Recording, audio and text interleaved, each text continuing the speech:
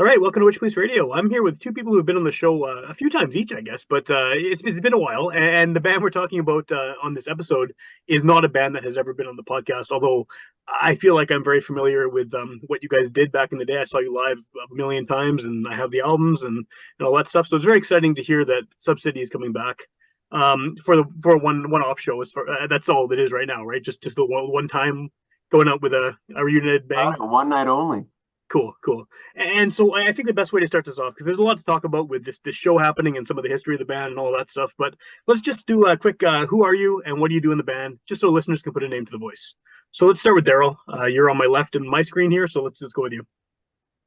I'm Darryl Riley. I've been with SubCity since the second show, as the story goes. I showed up at the first show and watched the boys and the group play, I should say.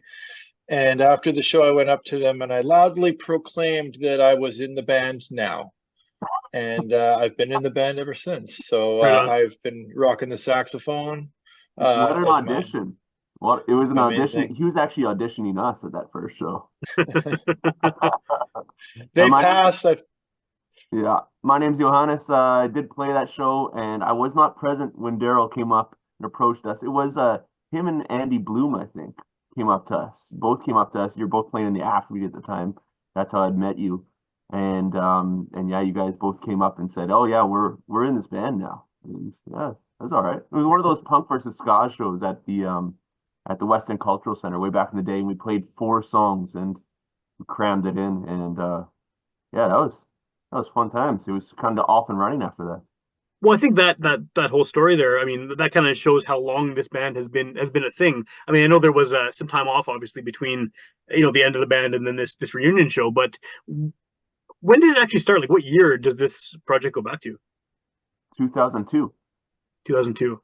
Yeah, it's crazy. It's like a lifetime ago because we're I don't feel like we're getting old. We're still pretty potent musicians over here, and yeah, somehow it goes back 22 years ago. That's crazy. But we were very young back then. I mean, like some of us were 17 and still in high school.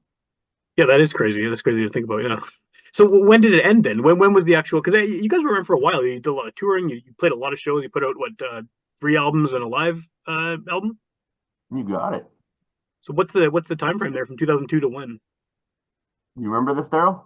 Well, our reunion, our pardon me, the anniversary of our last show was actually, we're taping this on the 18th. So what was it? March 12th, 2012? I think it was March 9th, 2012 was our last. March 9th, 2012. Yeah. So because we've got like you mentioned, one of our albums is a live album, and it's maybe the best kind of taste of what SubCity was if you weren't around back then. If you're trying to play catch up for this show, listen to the live album. It's on Spotify and all the streaming services, and it's kind of got like a little bit more. When we went into the studio, we tried to really flex and see what we can do. We'd still do it live off the floor. That was always something we did out of pride. But that live album really captured a lot of it. And so that was March 9th, 2012 was the finale as we knew it. And then we tried to do it. We tried to do it again 4 years ago. Yeah, and that was really exciting because it had been, I guess 8 years at that point since you'd been a band, and there was a bunch of hype about it. And then of course, like the world came to a halt with COVID. And I think it was, if I'm remembering correctly, it was like right around the time the show was supposed to happen too, right? Didn't the world shut down like right before? We pretty much had everything ready to go. It was like 2 weeks before the show. We'd spent 5 months preparing, and then maybe like 2 months in rehearsals, and had everything lined up. When we were a band back in the day, social media wasn't a big thing, and certainly streaming services wasn't a thing. And so we kind of played catch up that way. We got ourselves on all the streaming services. We kind of fired up social media, and we had everything going. And then 2 weeks before the show, that's when shit hit the fan, and nobody knew what was going on, right? It was like, oh, we'll postpone it 2 weeks. It'll be good. Well, I thought I'd be home from work for 2 weeks, and I'm still working from home in my day job. So yeah, it's a thing for sure. Well, we went into UMFM and did the live session that we were talking about the Wanted track earlier. I think that was before we started recording, but we were talking about Wanted that we just released what, like a couple days ago at this Yeah, point? it was really Yeah, nice. It was and really nice for that fact. Yeah. So go so ahead. we went into UMFM. It was like the last thing that we were going to do to really like put the icing on the cake for we had a double bill booked Friday night at the West End, Saturday night at the Albert with a bunch of awesome bands. Yeah. And the UMFM was going to be the icing on the cake. We did the recording, and I can remember we went out after the recording and we were talking about it, and we're like, well, I don't know. There still hasn't been a case even in the province at this point. It was like the next morning was the first case in Manitoba, and then like 4 days later, the world shut down. That Yeah, sucks. it was, but it was nice. It was nice this time around because it was very turnkey with this promotion. As like Darryl said, we had those UMFM live sessions that Marty from Look Smart filmed and David Dobbs recorded and Kyle Monkman mixed and mastered. And yeah, the Wanted track came out just today actually. Yeah, And well, today that we're recording on March that's 18th, right. Yeah, yeah. check it out. And yeah, some really nice living proof that we are back. And it was really nice we were able to kind of jump back in pretty quickly. The set list was already written and everybody was on board, and we just kind of had to figure out some of the details, the where and when's kind of things. Otherwise, it was all pretty turnkey this time around. It was really nice. Was it always going to happen? Like, did you, what, even once the first one got canceled, was there any kind of like, maybe we missed our shot, this is over now? Or did you always want to find a way to make it happen when shows became available again? Yeah, I think it was always going to happen. It was just a matter of when. We thought we were going to delay it 2 weeks and then 6 months and then a couple of years. We're like, oh, maybe the reunion show should be 10 years after. And then life gets in the way, just like it did back 12 years ago when we disbanded.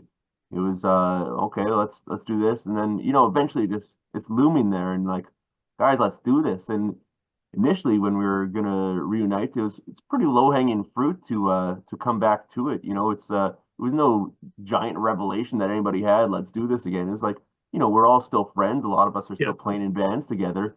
Let's do this. We still like these songs. It'd be a lot of fun. yeah. Was But there, I think oh, sorry, go ahead. I was just going to say, I think there was definitely a moment there when we didn't really know where the world was going to go. It seemed like those like that cycle of lockdowns and alerts and what have you. It was kind of seemingly endless for a while. Yeah, So I Yeah. was definitely, I had like faith that we would eventually make it happen, but it was pretty crushing when we initially had to make that call. I believe it. Yeah, yeah. Well, it was sad to see too because there was so much there was so much excitement around it, and people were. I mean, people hadn't heard you in almost a decade at that point. So, I mean, I guess it's cool now that there's a little bit more of a wait, but it's happening. Um, you mentioned the live album earlier, and one of the things I like about that record is that it's first of all the track listing is huge. Like there's a lot of songs on that album, and it definitely I think encompasses kind of all the wide range of sounds that you had as a band. I mean, I think that he started off very, very heavily rooted in this local ska scene, but that sort of changed and grew and developed, and then your sound, you took on all these different styles. Where does this? I mean, I know it's a one-off show, but where does a band like SubCity fit in Winnipeg in 2024? Like, is there if you existed as like a permanent band at this point, do you think there are other bands that kind of would fit what you do, or would you be like a unicorn, mixing those styles the way you did? I think we would fit very well in a void in between a bunch of scenes. There's fragments of what SubCity did in a bunch of different scenes, but it was hard to pigeonhole the band back then, and it would be hard to now as things have kind of progressed um, further online, and people try and label even further now, and try and put bands in boxes and label them with by their social media. And so yeah, it would be tough to see where we would fit, but I think there's a big empty void for it right in the middle. Pretty good answer, actually. I like how you managed to avoid actually labeling it. Now I'm going to make you guys label it, though. What did you call it when people, back when it was an active band and people said, "Hey, I hear you're in this band." how did you define it? Because I mean, I think that the obvious answer a lot of people would give is, oh, it was a ska band, but it wasn't. I mean, that was an element. Reggae was an element. Soul was an element. Punk rock was an element, and on, right? So, did you have like a way to, like a Cole's Notes way to describe what the sound of Well, SubCity was? DJ Baker, our bass master, has a line in one of his songs that said soul, reggae, rock and roll. And I always thought that that kind of encapsulated, aside from kind of like the punk rock ethic that the band had in terms of how we approached touring and a Yeah, lot of even songwriting and how we kind of saw things in the world. Politics, yeah. Yeah, but yeah, the kind of like reggae, soul, rock and roll. I was we'll just name all the genres and make it one. We're good. Punk reggae was one. But that even then, like anytime you're gonna put a label on it, you're gonna like we played dancehall, we played boogaloo, we played all sorts of different genres. So certainly hard to put a label on it. But the ska band, it really pigeonholes it. But as far as the composition of the band, like horns and keyboards and upbeat dancing music, it paints a picture. Unfortunately, the third wave of ska kind of left a little bit of a questionable taste in a lot of people's mouths. So anytime you mention ska, there's kind of a little bit of a aversion from listeners. But that's a good place to start. I think a lot of people still have that really just kind of base connection to that kind of music when they hear it live. It's dancing music. yeah. It can be rebel music. It's something to bring people together, and it's something to pack the dance floor. So I try not to fret away from being called a ska band. But I'd say only like 20-30% would be ska, so that'd be a bad label. It'd be closer to say it's yeah, I don't know, some kind of it's a punk band trying to play rhythm and blues. I have no idea.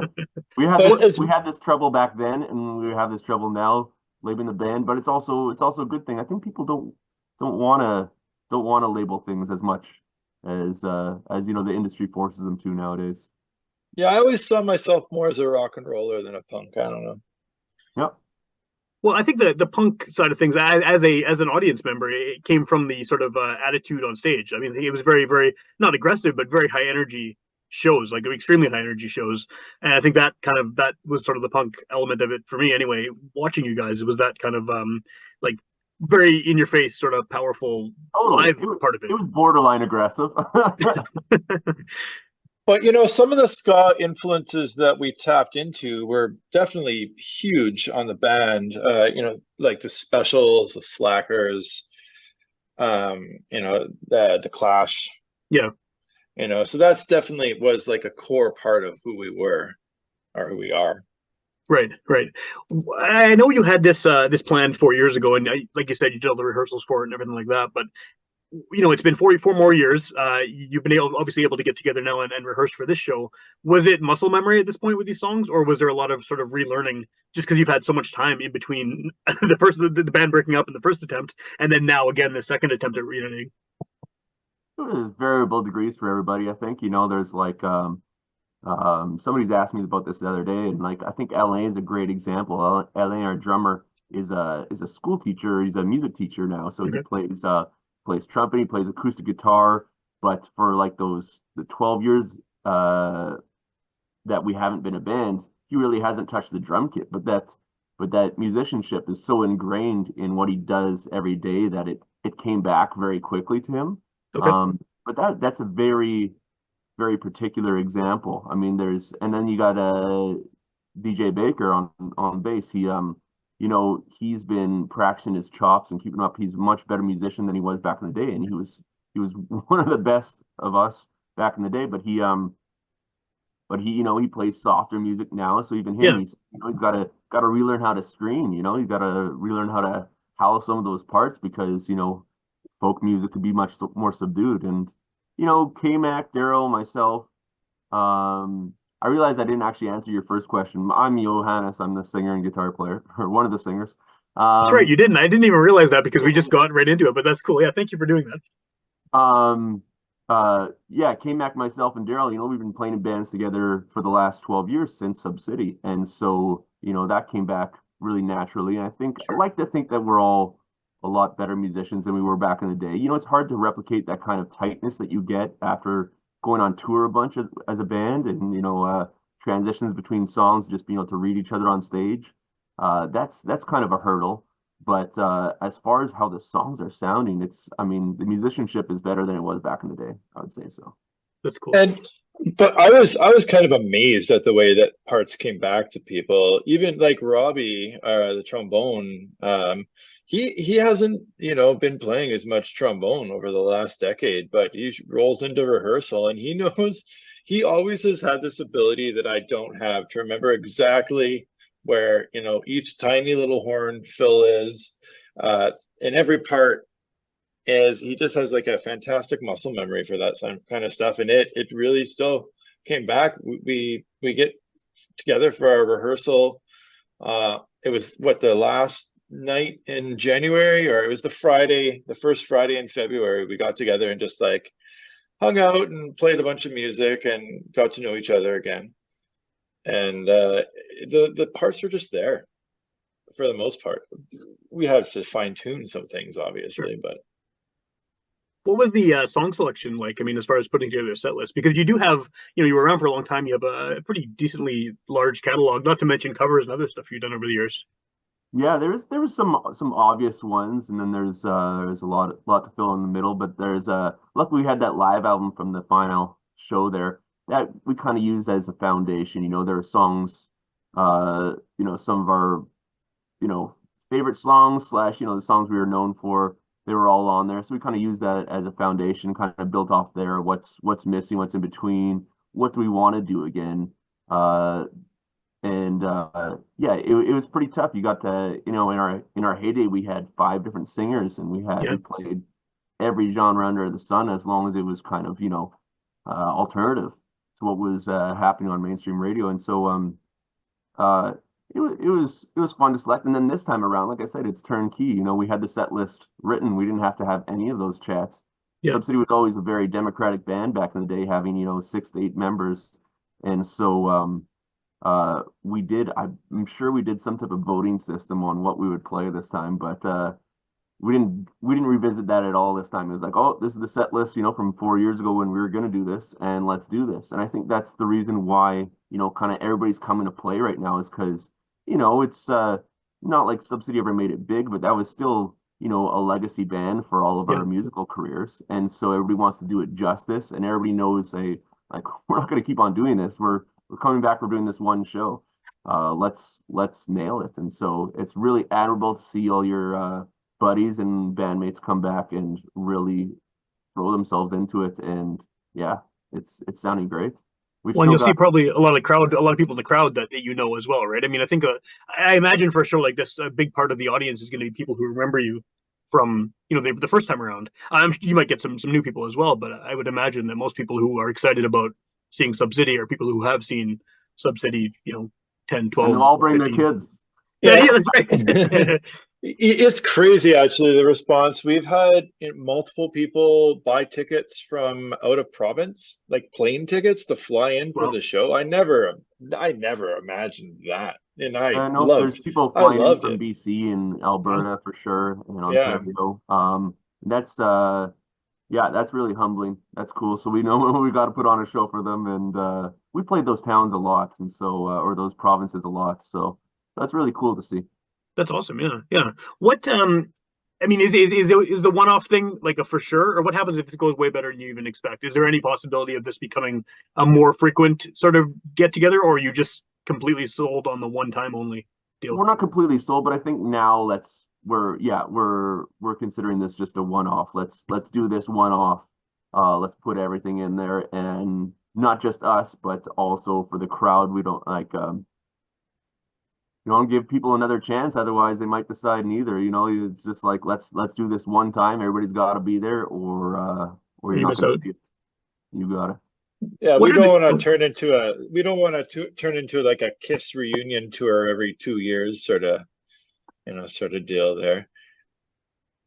Yeah, I guess there's an appeal to that for people who want to see Kiss every couple of years, and as they continually get older and worse at their instruments, I assume. But yeah.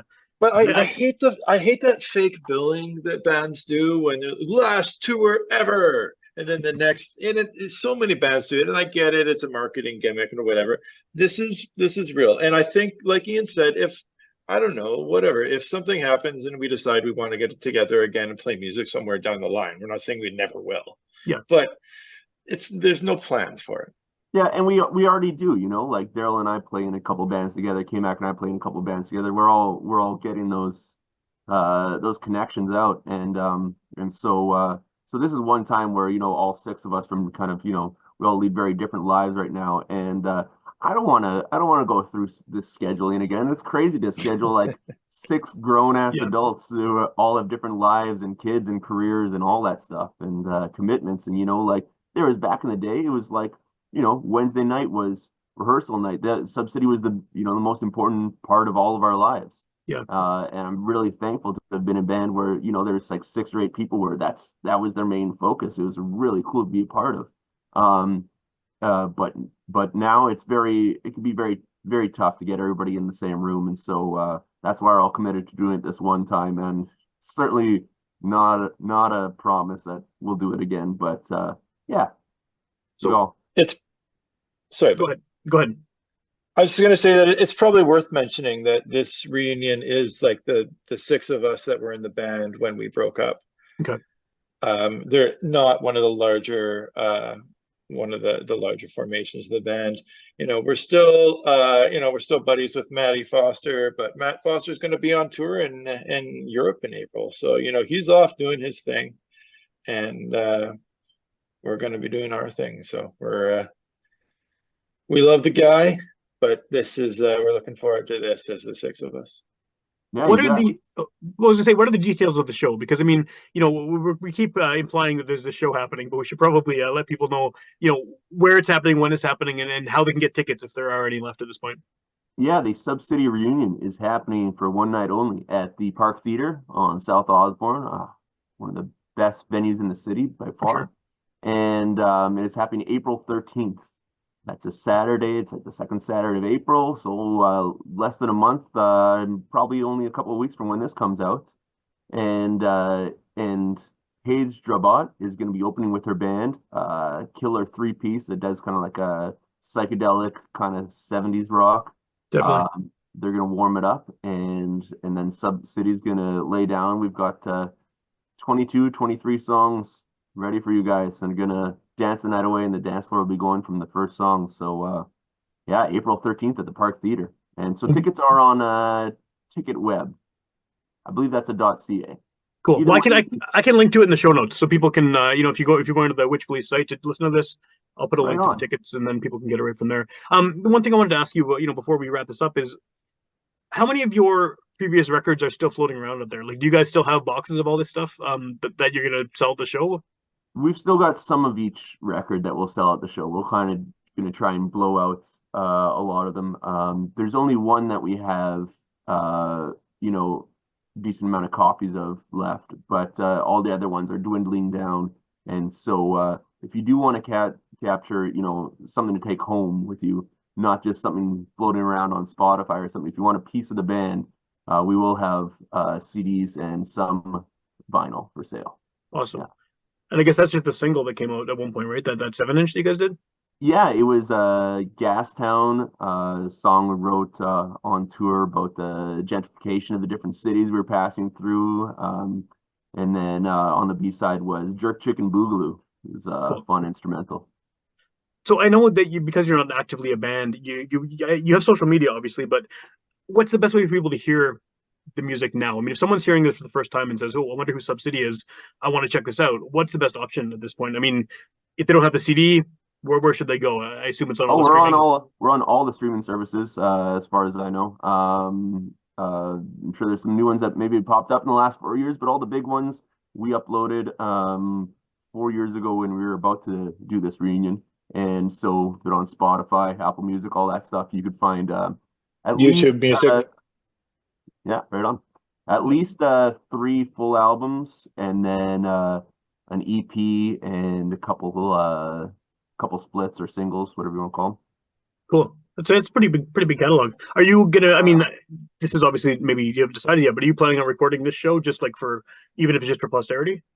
It's so easy these days that yeah, how could we not? So the Park Theater has that capability, so we'll be recording this show. I can Awesome. guarantee that.